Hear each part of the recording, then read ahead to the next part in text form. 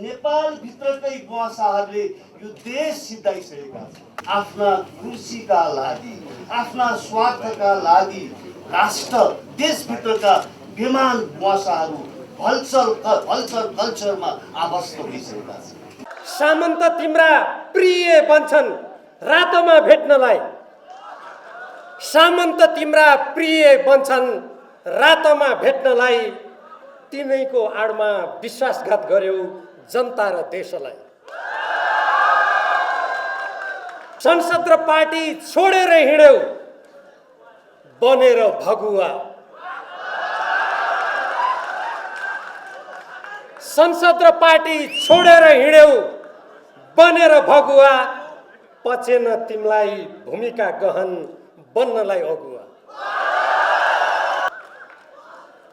तर आज हामीले दुःखका साथ भन्नुपर्छ, ती केपी शर्मा ओलीजी जो आफूलाई कति पनि रूपान्तरणको दिशामा अगाडि बढाउन तयार हुनु भएन, उहाँले आफैले गरेको त्यो हस्ताक्षरका पानालाई आफै निर्लज्ज रूपमा च्यातेर फ्याँक्नुभयो।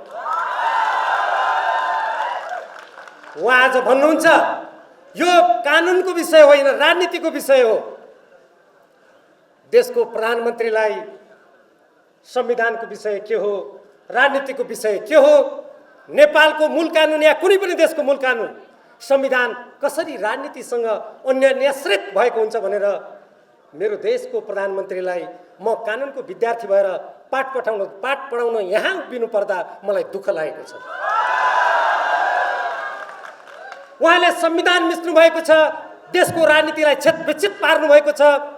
सबैभन्दा ठुलो अपराध 7 दशक लामो नेपालका कम्युनिस्ट क्रान्तिकारीहरूले सङ्घर्ष गरेर आजभन्दा 3 वर्ष अगाडि मदन भण्डारीको जयन्तीको अवसर पारेर एउटा प्रतिज्ञा गरेको थियो र उद्घोष गरेको थियो, अब हामी विगतका नेपाल कम्युनिस्ट पार्टीका विभाजनका सबै श्रृङ्खलाहरूलाई समाप्त गरेर यो पार्टी कहिल्यै फुटाउने छैनौँ, विभाजित हुन दिने छैनौँ, जनतालाई रुवाउने छैनौँ, देशको स्वाधीनताको झण्डालाई झुक्न दिने छैनौँ। तर 3 वर्ष नपुग्दै केपी शर्मा ओलीजीले ती गरेका बाचाहरू फगत अर्का अध्यक्ष पुष्पकमल दाहाल प्रचण्डजीलाई आफ्नो साथमा लिएर प्रधानमन्त्रीको कुर्सीमा बस्नु बाहेक केही पनि रहेनछ भन्ने कुरा घटनाक्रमहरूले स्पष्ट पारेको छ। हामी यो कुरा भन्नुपर्दा कहिलेकाहीँ नेपाली जनता समक्ष भन्न विवश छौँ, हामीले जुन नेतालाई यति ठुलो जिम्मेवारी दियौँ, जसले पार्टी एकीकरणका ती घोषणाहरूलाई च्यातचुत गरेर धुजा गरेर बालुवाटारमा आधा राति सामन्तको अगाडि च्यातेर फ्याँके, जसले नेपालको स्वाधीनता र स्वतन्त्रताको झण्डालाई बिर्सेर आफै जारी गरेको राजनीतिक प्रतिवेदनका ती पानाहरूलाई निरर्थक बनाउने दुष्प्रयास गरे, त्यस्तो व्यक्तिलाई त्यो शिखर, त्यो महत्त्वपूर्ण ठाउँमा पुर्याउन कतै हामीले त गल्ती गरेनौँ भनेर आज हामीले आत्मसमीक्षा गर्नुपर्ने बेला भएको छ।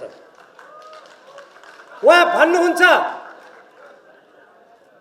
हामी संस्थापन पक्ष 434 हाल कायम केन्द्रीय कमिटीका सदस्य मध्ये हामी 315 छौँ। कमरेडहरू विचार गर्नुहोस्, केपी शर्मा ओलीजी जसको बालुवाटामा बसेको गुटको गणपूरक सङ्ख्या पुगेको छैन, उहाँ भन्नुहुन्छ पार्टीको आधिकारिक म व्यक्ति हुँ, अरू त भागेर गएका हुन्। म उहाँलाई राम्ररी सम्झना दिलाउन चाहन्छु, जुन बेला झापा आन्दोलन भएको थियो, रामनाथ दाहाल जब गिरफ्तार हुनुभयो, केपी ओली झापाबाट भागेर मोरङमा माधव कुमार नेपालको डेरामा गएर लुक्नुभयो। त्यसपछि त्यहाँबाट भागेर बिहार पुग्नुभयो, बिहारबाट भागेर नैनीतालमा 3 महिना उखु गोडेर बस्नुभयो। 11 महिनासम्म पार्टीको सम्पर्क छैन, केही पनि छैन। त्यो बेला भाग्ने बानी परेकोले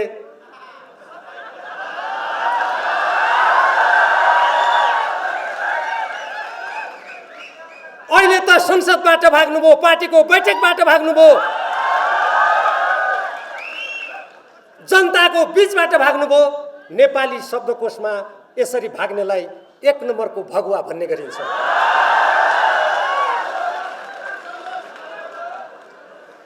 कतिपय मानिसहरू भन्छन् हामी मन्त्री त पार्टी जोगाउनलाई भयौँ। एकजना मन्त्री प्रतिनिधि सभाको सदस्य नहुनुभएको, हाम्रो देशको नेपालको संविधानले भन्छ प्रधानमन्त्री कस्तो कस्तो अवस्थामा हट्छ। 1 राजीनामा दिएमा, 2 मृत्यु भएमा, 3 प्रतिनिधि सभाको सदस्य नभएकोमा। म केपी शर्मा ओलीजीलाई यो बिहानीको घाम जस्तै रातो, लेकाली गुराँस जस्तै रातो झन्डा उठाइरहेको यो सभाबाट म केपी शर्मा ओलीजीलाई तपाईहरु सबैको तर्फबाट सोध्न चाहन्छु। केपी शर्मा ओलीजी, तपाई संविधानको कुन धारा अन्तरको प्रधानमन्त्री हो? नेपाली जनतालाई जवाफ दिनुहोस्। के तपाईलाई प्रधानमन्त्री भएर नेपालको संविधानले मन्त्री परिषद विस्तार गर्ने अधिकार दिएको छ?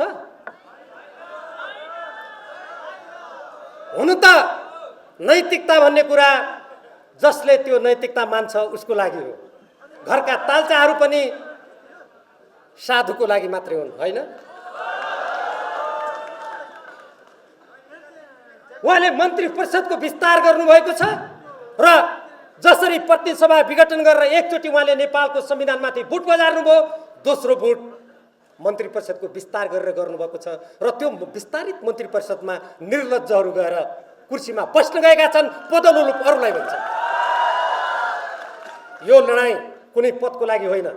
2076 साल मक्सिर 4 गतेका दिन हाम्रो यहाँ उपस्थित हुनुभएका पार्टीका अध्यक्ष पुष्पकमलदास प्रचण्डजीले केपी शर्मा ओलीजी तपाईलाई मेरो प्रधानमन्त्री पद सुरक्षित हुन्छ कि हुँदैन भनेर तपाईँ बारम्बार भन्नुहुन्छ।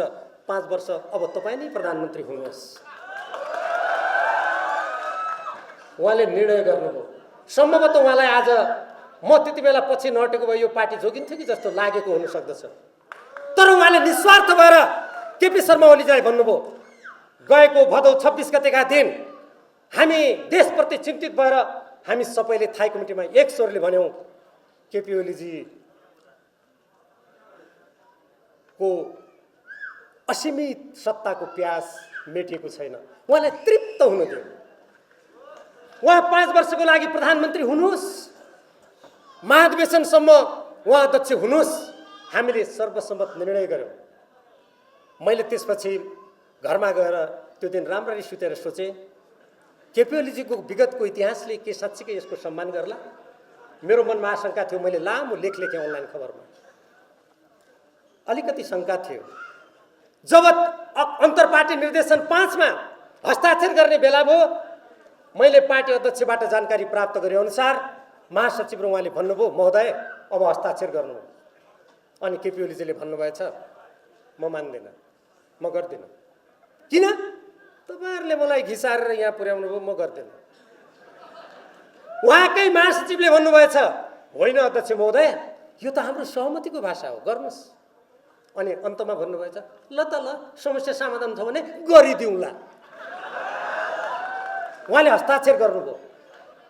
तर हामी अब सम्पूर्ण यो रातो झण्डा मुनि आबद्ध पंक्तिबाट केपी शर्मा ओलीजीलाई सोधौं, तपाईले हस्ताक्षर गरेको त्यो अपानी 5 को हस्ताक्षर त्यो केपी शर्मा ओलीजीको हो कि नेपाल कम्युनिस्ट पार्टीमाथि खड्क चलाउने खड्क प्रसादको हो? उहाँले ती सम्पूर्ण वाचा प्रतिज्ञाहरू उल्लङ्घन गर्नुभयो र यो पार्टीलाई विभाजन गर्ने ठुलो अपराध गर्नुभयो। नेपालमा कम्युनिस्ट आन्दोलनको इतिहासमा यति ठुलो अपराध गर्ने व्यक्ति, यति ठुलो इतिहासलाई कलङ्कित गर्ने व्यक्ति सम्भवतः अरू कोही पनि छैन। त्यो को होला? खड्क प्रसाद ओलीजी, केपी शर्मा ओली। मसँग अहिले तपाईहरुको अगाडि धेरै कुरा राख्ने समय छैन। म 1-2टा प्रसङ्गहरू कोट्याएर मेरो मन्तव्यलाई म बिट मार्न गइरहेको छु। प्रधानमन्त्री केपी शर्मा ओलीजीले मन्त्री परिषदबाट निर्णय गरे भन्नुभयो। तर कस्तो प्रधानमन्त्री होला? नेपालको संविधानले कुन धारामा, कुन दफामा प्रतिनिधि सभा विघटन गर्नु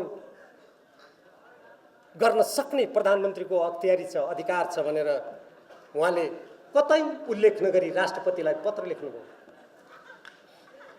उहाँ भन्नुहुन्छ संविधानको धारा 76 र 85 बमोजिम मैले विघटन गरेँ। म उहाँलाई नेपालका पूर्व प्रधान न्यायाधीशहरू, कानुनविदहरू, सम्पूर्ण सचेत नागरिकहरू, म स्वयं कानुनको विद्यार्थीको हैसियतबाट म उहाँलाई केपी शर्मा ओलीजीलाई प्रश्न गर्न चाहन्छु। संविधान मिच्ने काम चलाउ नाम गरेको मन्त्री परिषदका प्रधानमन्त्री महोदय, तपाईँ नेपाली जनतालाई भन्नुहोस् संविधानको धारा 76 र 85 को कुन वाक्यमा, कुन शब्दमा तपाईलाई प्रतिनिधि सभा विघटन गर्ने अधिकार छ, तपाईँ भन्नुहोस्। उहाँले मन्त्री परिषदबाट निर्णय गर्दा कुनै धाराको पनि चर्चा गर्नुभएको छैन, कुनै दफाको व्याख्या गर्नुभएको छैन र उहाँका मतियारहरू भन्छन् प्रधानमन्त्रीले मन्त्री परिषदको निर्णय गर्नलाई संविधानको चर्चा गर्नुपर्छ र चर्चा गर्नु भनेर कहाँ लेखिया छ? कस्तो कस्तो कस्तो यो बुद्धि भन्ने कि कुबुद्धि भन्ने म उहाँलाई प्रति प्रश्न गर्न चाहन्छु। त्यसो भए यो लेख्नु हुँदैन भने कहाँ लेखिया छ भन्नुहोस्।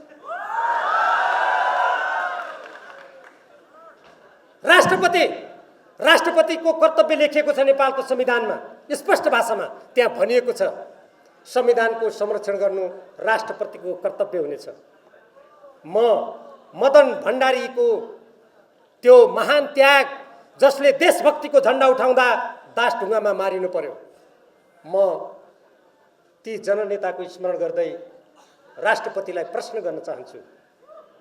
हामीले 83 जना प्रतिनिधि सभाका सदस्यहरूले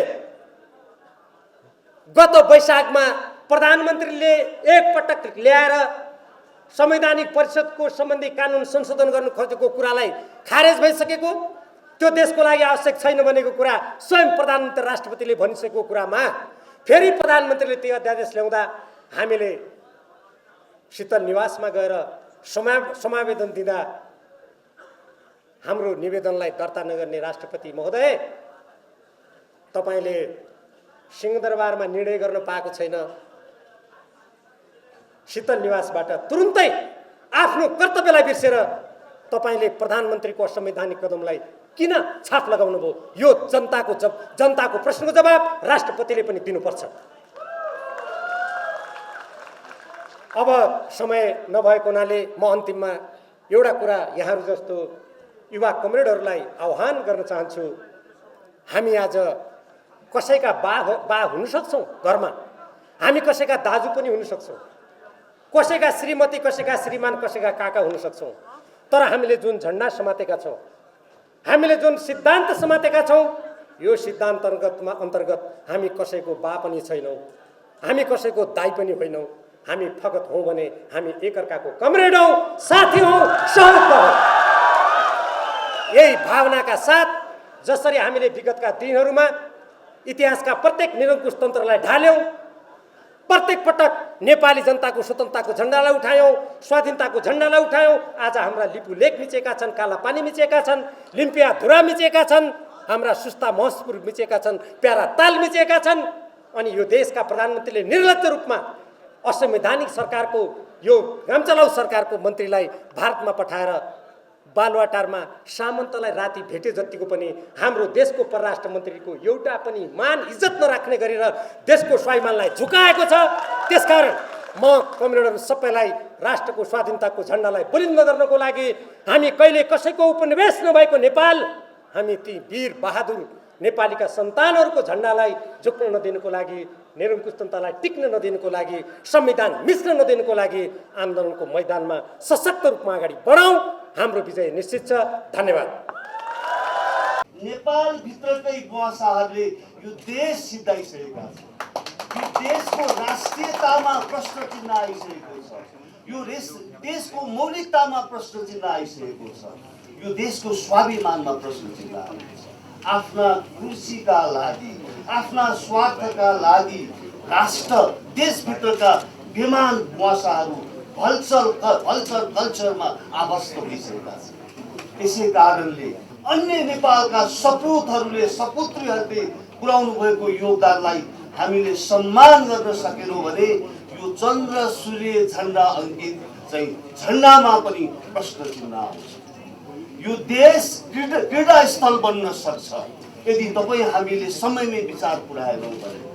यदि हामीले यस्तै बुवासाहरूलाई, कुशासनमा व्यस्त बुवासाहरूलाई, यी व्यतिथि विकृतिमा चाहिँ अव्यस्त बुवासाहरूलाई नै हामीले अगाडि पार्यौँ भने हाम्रा ती विभूतिहरूले, हाम्रा योद्धाहरूले, हाम्रा चाहिँ इमान्दार पृथ्वीनारायण शाह जस्ता, भक्ति थापा जस्ता मान्छेहरूको, बहादुर शाह जस्ता मान्छेहरूको योगदानमा के हुन्छ, अवमूल्य हुन्छ।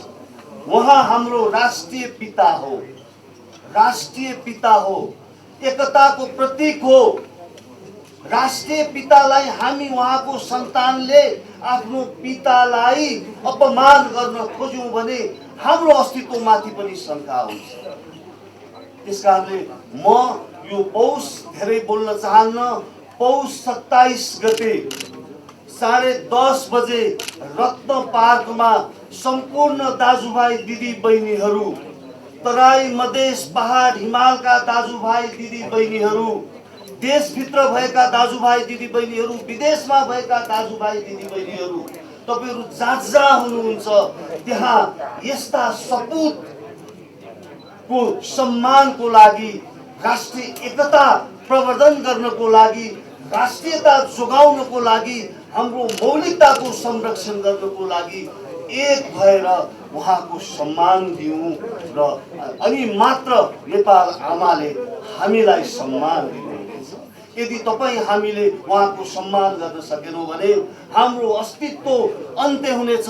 चन्द्र सूर्य झन्डा अङ्कित हाम्रो झन्डा फरफराउने छैन।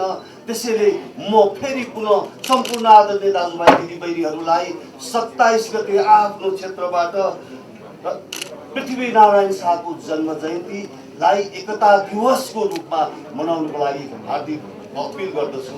धन्यवाद, नमस्कार।